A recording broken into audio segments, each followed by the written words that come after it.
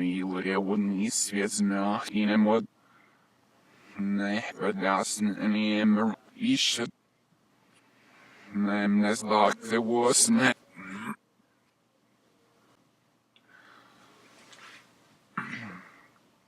The Liverawkstar manifesto. So here we go. This is a simple deal. There's no science here. There's no nothing. This is a blog about what I'm doing and the fact that I'm 50 years old. That's it. I'm not telling you about any books. I'm not telling you about any research. It's like what I'm doing. That's it. That's it. Song of the day.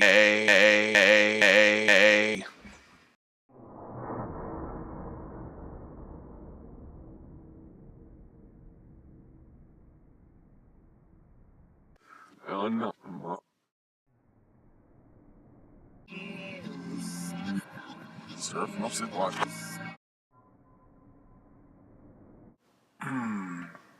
Okay, so the last one that we did was a little disturbing, but I just wanted to shake things up. We got a lot of interesting things coming up here. I'm definitely going to get on and blog quite a bit here. So the song of the day is easily what I consider to be the most beautiful song ever recorded, which would be the Firth of Fifth by Genesis. The first link is the studio version, which has Peter Gabriel singing. Lush, beautiful. Just if there's any one example that I say that is the perfection of progressive rock and what I like about progressive rock, it is this track, and not just the studio version but the live version. And I do have to include the live version because it's very special to me. I have a special love of when Peter Gabriel actually left Genesis. I am not the biggest fan of Peter Gabriel. In fact, I think he's kind of a chump. I think Genesis reached their height in the mid-70s without him. And it's the four guys that remained that, to me, were probably one of the most influential and successful and had a longevity with their creativity, continued to go on. Not quite as good. They never did make it into America really in this period. During this time, they were selling out soccer stadiums in South America, which are like 100,000 seaters and stuff like that, but they had not broke into America yet. And they did not break into America until MTV. And so, and a few other progressive bands were like that as well, Emerson, Lake and Palmer being another one of them, and definitely another one that's not my favorite.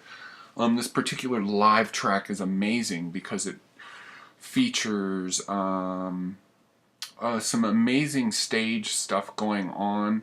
Myself, as a gear kind of oriented person, or a gear whore, I call myself, the stage is just loaded with gear.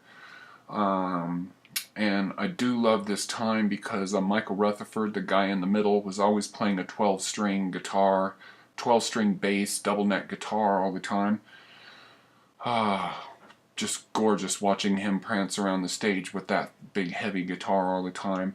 And then you have the double drum thing going on. During the keyboard solo, it's just Phil Collins going back playing drums, and then the drums player, while Phil is singing, plays percussion, and then during the guitar solo, then they play drums together, which is quite amazing. You don't really see this kind of stuff going on in music anymore, nor this tightness. During this era, there were no other bands that were as tight as this band, except for maybe Rush.